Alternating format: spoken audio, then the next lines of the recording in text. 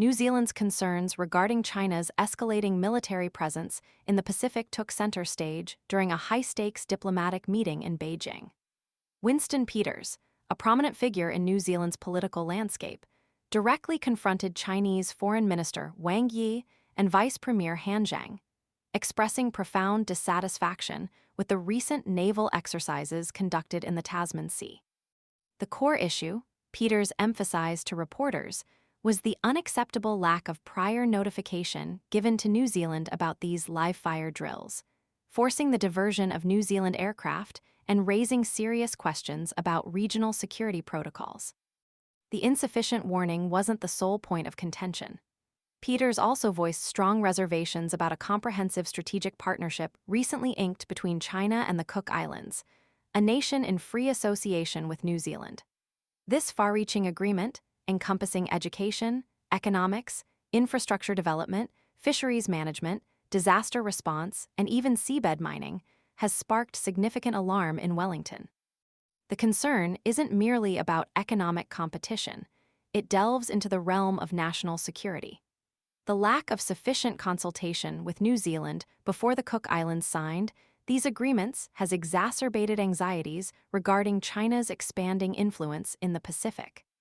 The strategic partnership represents a significant step forward in China's engagement with the Pacific Islands, a region geographically close to New Zealand and strategically vital to its national interests. The breadth of the agreement, touching upon virtually every facet of the Cook Islands' society and economy, allows China to deepen its political and economic ties in a region already witnessing heightened geopolitical competition.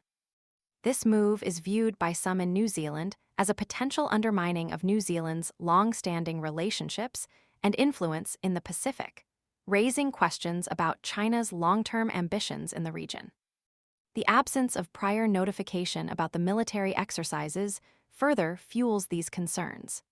The unexpected nature of the drills underscores a potential disregard for New Zealand's sovereignty and regional security interests.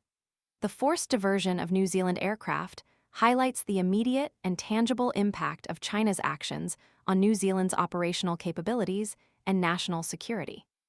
This lack of transparency and communication raises serious questions about the future trajectory of the relationship between New Zealand and China. Peters' direct engagement with Chinese officials marks a significant diplomatic effort to address these burgeoning concerns.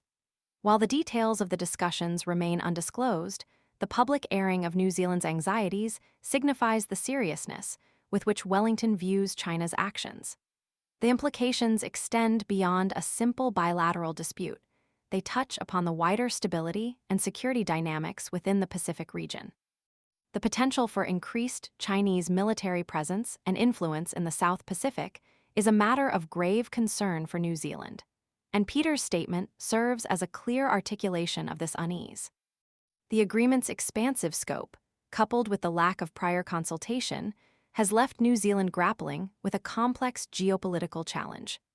The delicate balance between maintaining economic ties with China and safeguarding national security interests now demands careful navigation.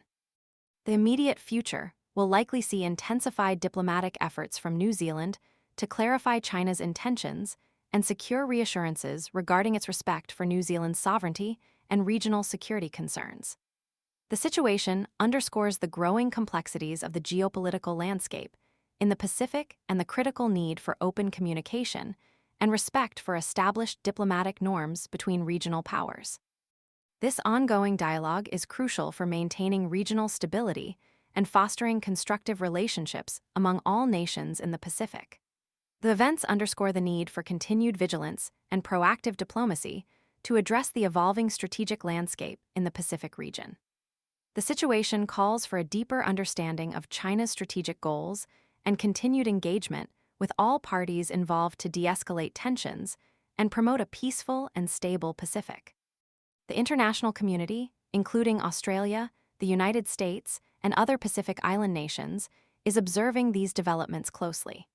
The outcome of this diplomatic exchange will have significant implications for the future balance of power in the Pacific region.